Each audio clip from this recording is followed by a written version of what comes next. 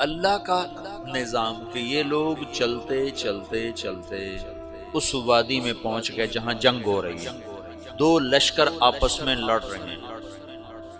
جب یہ وہاں پہنچتے ہیں تو ایک لشکر کے قدم اکھڑ رہے ہیں اور دوسرا غالب آ رہا ہے۔ ان کو نہیں پتا شکست کھانے والے کون ہیں اور فتح پانے والے کون، ان کو نہیں پتا۔ اس جنگلی قبیلے کے سردار کا نام بھی تغرل ہے، تغرل۔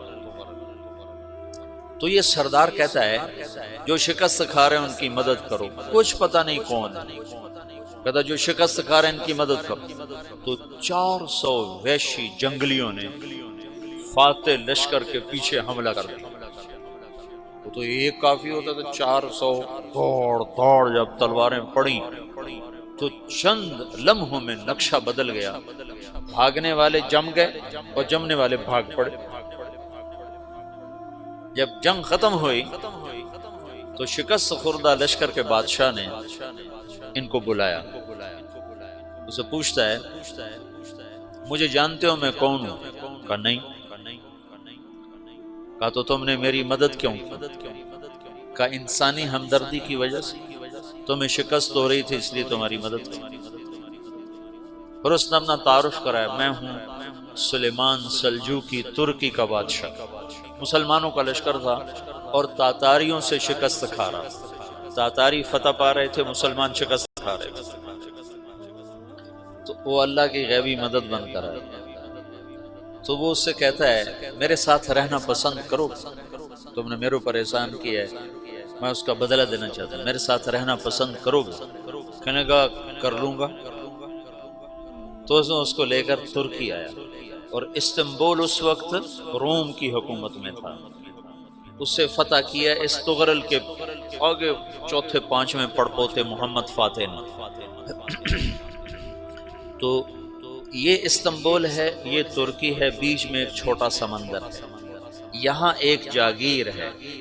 تو سلطان سلیمان کہتا ہے یہ جاگیر تجھے وقف ہے، ادھر سے رومی مجھے تنگ کرتے ہیں حملے کر کر کے، تو میرا دفاع کرتے رہنا، یہ جاگیر تیری۔ اس جاگیر پہ اس نے اپنے قافلے کو آباد کر دیا، اپنے قبیلے کو، اور ایک چھوٹی سی حکومت بنا لی، جو ایک صوبہ سمجھو سلمان سلجوقی کا، وہ ایک چھوٹا سا صوبہ ہے۔ وہاں جب یہ رہ پڑا تو پھر یہ ایک شیخ کے بیت ہوتا ہے، وہاں شیخ طریقہ ہے، ان کے یہ بیت ہونے جاتا ہے، وہ اس کو رات اپنے پاس ٹھہراتا ہے، تو ایک کمرے میں ان کو ان کا خادم ٹھہراتا ہے۔ یہ جب کمرے میں جاتا ہے تو سامنے دیوار میں تاکچے پر قرآن پڑا ہوا ہے، تو یہ تغرل بیگ کہتا ہے یہ کیا ہے، یہ کیا ہے؟ تو وہ خادم کہتا ہے یہ کتاب اللہ ہے، قرآن ہے۔ وہ اس کو وہاں چھوڑ کے باہر چلا جاتا ہے۔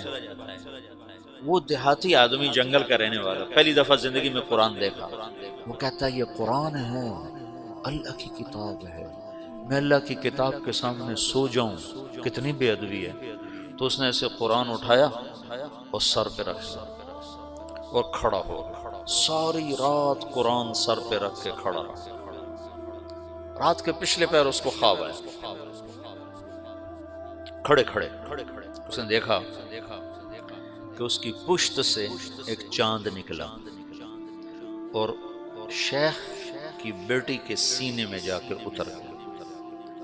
پھر اس لڑکی کے سینے سے ایک درخت نکلا جو پھیلتے پھیلتے پھیلتے 3 بر اعظم پہ چھا گیا، افریقہ پر، یورپ پر، ایشیا پر۔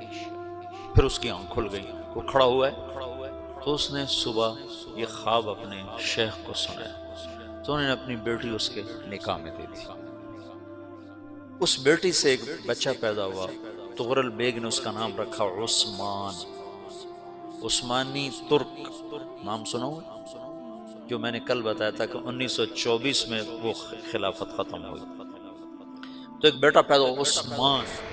عثمان نے پھر ایک نئی اسلامی حکومت کی بنیاد رکھی جو 1924 تک چلتی ہے، کوئی 800 سال